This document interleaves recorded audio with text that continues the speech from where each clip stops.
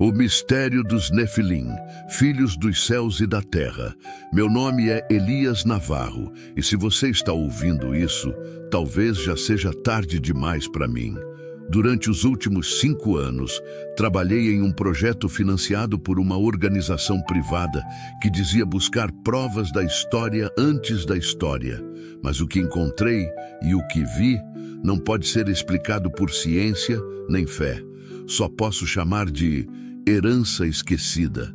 E tudo começou quando encontrei uma tábua de argila no norte do Iraque, próxima a Mossul, a antiga Nínive, capital do Império Assírio. Era uma peça parcialmente destruída, mas uma palavra estava perfeitamente legível: Nefilim. Não em hebraico moderno, mas em uma forma arcaica, anterior até mesmo à escrita acadiana. Na época, achei que fosse uma coincidência.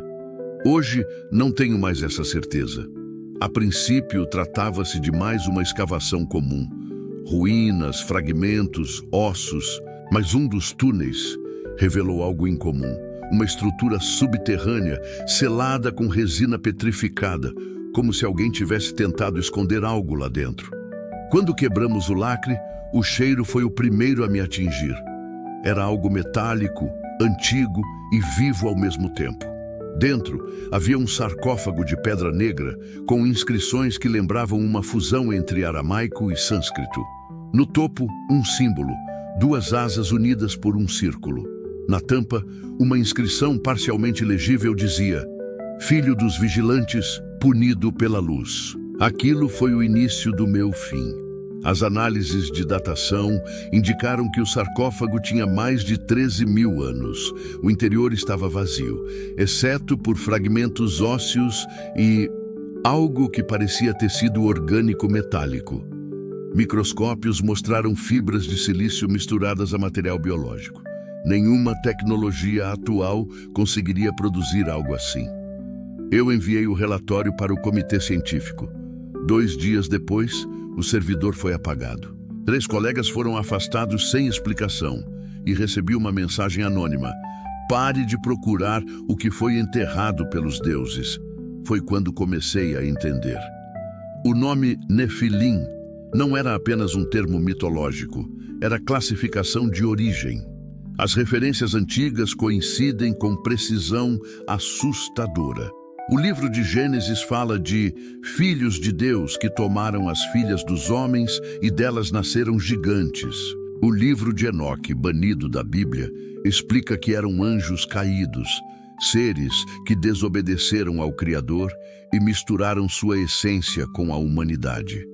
Mas há algo que o texto nunca diz claramente. Por quê? Foi quando encontrei as tábuas sumérias. Nelas, os Anunnaki descem do céu, ensinam ao homem a agricultura, a escrita, a metalurgia. Mas uma linha, raramente traduzida, me chamou a atenção. E os Anunnaki se uniram às mulheres de Adamu e geraram os reis antigos. O termo reis antigos, nas traduções mais antigas, é Nefilim. Sumérios, hebreus, egípcios, gregos, todos descrevem a mesma raça híbrida, apenas com nomes diferentes. 3 meses depois, fui convidado a participar de uma escavação confidencial no Monte Hermon, fronteira entre Israel, Líbano e Síria. O mesmo monte citado no livro de Enoque como o lugar onde os anjos caídos fizeram o pacto. Na caverna, encontramos marcas de queimadura nas paredes, ossadas humanas carbonizadas e, mais ao fundo, uma estrutura cristalina em formato de prisma. Quando iluminada, projetava símbolos em hebraico antigo flutuando no ar. Entre eles, a frase: o sangue dos vigilantes será restaurado na carne dos homens. Fiquei paralisado. Isso não era religião. Era um código.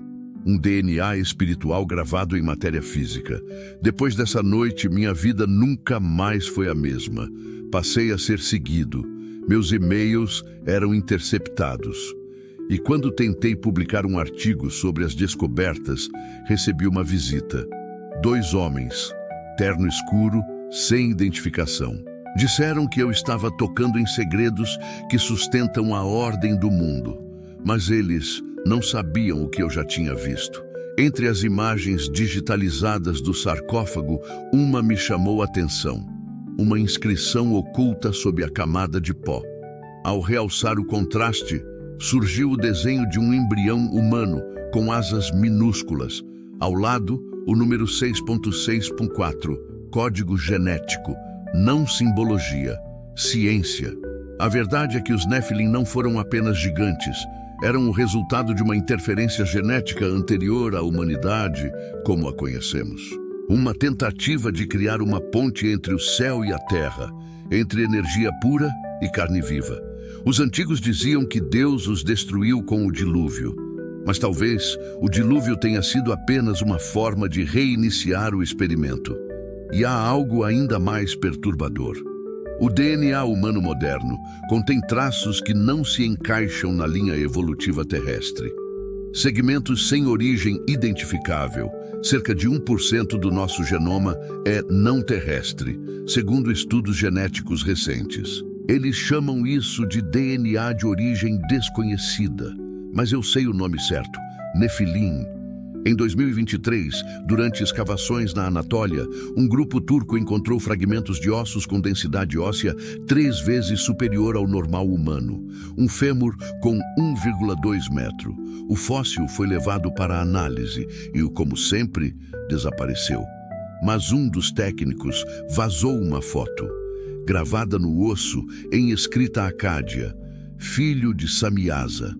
Samiasa é o nome do líder dos anjos caídos no livro de Enoque. O mesmo nome que estava gravado no sarcófago que encontrei anos antes. Eles estão voltando à superfície. Quando o homem brinca de ser Deus, algo desperta. Projetos de manipulação genética, cruzamento de DNA humano com material sintético, inteligência artificial biológica. Tudo isso é o que os textos antigos chamavam de a segunda descida dos vigilantes. Misturar ferro e barro, máquina e carne. E a profecia de Daniel dizia exatamente isso. Misturar-se-ão com a semente dos homens, mas não se ligarão um ao outro. O ciclo está se repetindo. E desta vez somos nós os criadores. Comecei a perceber sinais, lugares onde a energia parecia diferente, montanhas que vibravam com frequência anormal. E então, um incidente. Em 2024, uma equipe militar encontrou uma câmara subterrânea sob o deserto de Negev. Lá dentro, 7 corpos gigantes, em estado de preservação quase perfeita, envoltos em um fluido translúcido.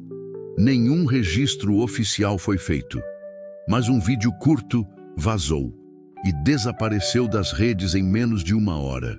No som ambiente, era possível ouvir um batimento cardíaco. Não humano, muito mais lento, mas vivo. Desde então, venho fugindo. Carrego cópias de documentos, imagens e registros que provam que os Nephilim existiram e que alguns ainda existem. Talvez adormecidos, talvez observando. E às vezes, sinto que eles me observam de volta, no reflexo da janela, no som distante da noite, como se a fronteira entre o divino e o humano estivesse se desfazendo, exatamente como nos tempos antes do dilúvio. Se você acha que tudo isso é delírio, pesquise o que foi encontrado nas cavernas do Monte Ararat. Pesquise sobre o esqueleto de Kandahar.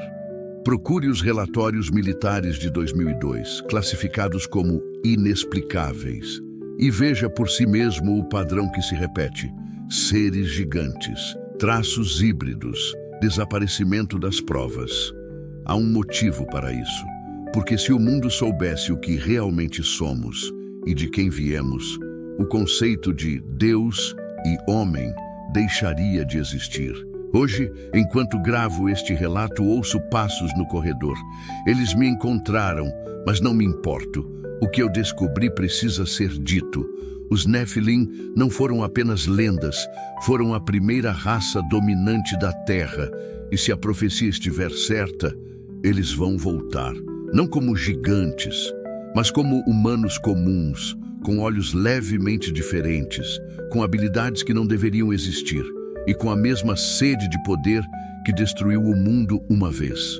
Talvez você já tenha cruzado com um deles hoje. Talvez um deles esteja ouvindo comigo agora. Mas uma coisa é certa: eles nunca partiram. Se essa história fez sentido para você, é porque há algo dentro de você que ainda lembra. A memória não está nos livros, está no sangue. Deixe o like, se inscreva em Relíquias Proibidas e compartilhe essa investigação.